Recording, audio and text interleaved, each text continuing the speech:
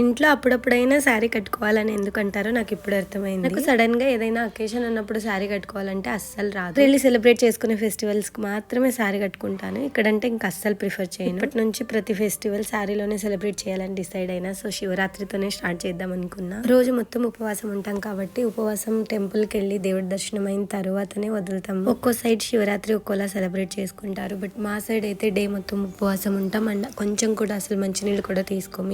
Evening దేవుడి దర్శనం అయిన తర్వాత టిఫిన్ ఐటమ్ అంటే మా సైడ్ ఒగ్గని చేసి ఇల్లు క్లీనింగ్, పూజ, కుకింగ్ అంతా అయిపోయిన తర్వాత బయలుదేరుతున్నాము ఇద్దరం.